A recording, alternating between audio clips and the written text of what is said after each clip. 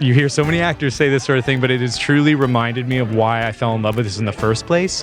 The world building, the magic making, the trust, the fun of a rehearsal room where it's a safe space to create and try things. It's made me realize why I like this in the first place. So it's been just a dream. Hello, I'm Richard Ridge for Broadway World. John Gallagher Jr. and Stark Sands are returning to Broadway in the new Avett Brothers musical, Swept Away, which features a book by John Logan and is directed by Michael Mayer, and we dropped by the Longacre Theatre to meet the company. I read the draft, the first draft, and I thought, whoa, what the hell? We're really going to do this?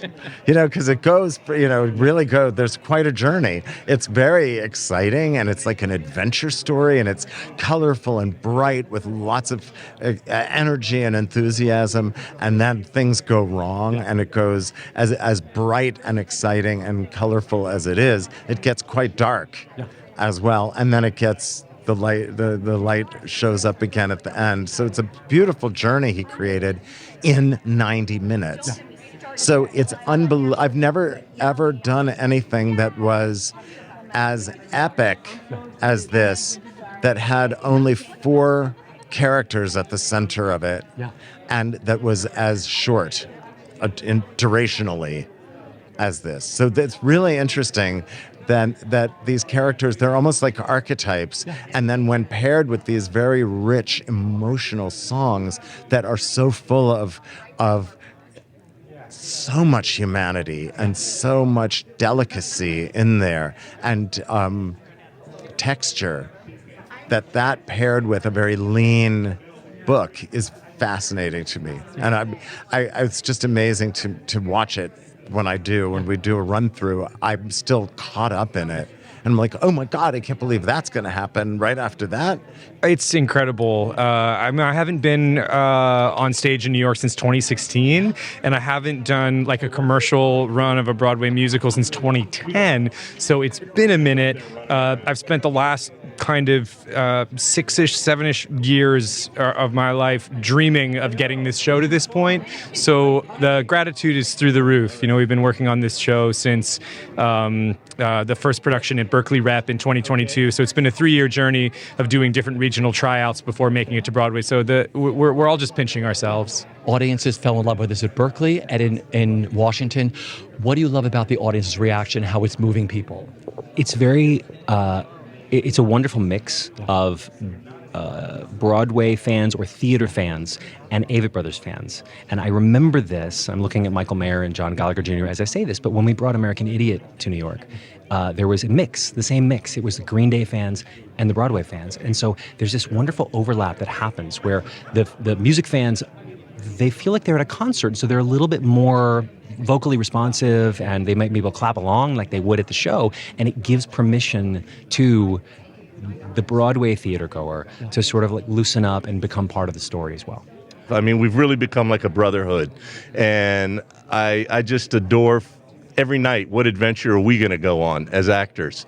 And then also there's Michael Mayer, who I just considered the top of the pyramid because he's just so inventive and supportive and lets you, go, and then he'll rein you in if he has to. But he's amazing. And John Logan. Oh, yeah. Of course. There's John Logan, too. Oh, my God. John Logan's words have been amazing. Yeah. This is your Broadway debut, right? Broadway debut! I was going to ask you how you feel. How do you feel? Exactly like that. Really just awestruck, and my cheeks hurt from smiling so much. I like it from the moment that we walked into this show, this stage, and we've taken this boat that's behind me everywhere. It's literally been on all the coasts of the United States. We were in Berkeley, in D.C., and now we're here. And oh my God, to be docked in this harbor is incredible because it's such a beautiful space. It's an old theater. It feels like it's from the time you're going to step into another century when you come to the show. And sitting right here and looking out into the balconies, I was like, oh my God, everyone is so close. And it's going to feel like we get the opportunity to play these beautiful songs for 1,000 people every night. I'm just so stoked. Well, of course, we can see some of your beautiful work behind us. What did you enjoy the most about lighting this beautiful show? Oh, it's it's a 19th century whaling ship at sea, which is like such a dreamy thing to light. We have amazing sea effects, and we have amazing wind effects in the show. People feel the wind during a big storm. It's thrilling. It's absolutely thrilling. It's sort of it's kind of this weird dream come true. I did Hadestown, of course, years ago, and I'm right across the street with Swept Away, and I can't even believe it. It feels, the score for me feels timeless. It's, we're set in 1888 or thereabouts, and the score feels like it could have been written then, or it could be written now. Of course, it's much more recent, and it's just beautiful, and it really speaks to that idea of this American culture. It's intensely moving to me. The journey of these characters, what happens to and with these men, it's like, making the show is like being on the boats with them. It's really, really incredible. These performances I find intensely moving and very, very powerful. So the opportunity to do this, every time we do it, it gets richer and deeper and more beautiful. We add more guys to the boats, which is such a thrill. And to see the boats come alive in this way, and the men and the life come alive in a way that you can actually feel in a house this close, this intimate, with all of these people. Nobody is far from the boats.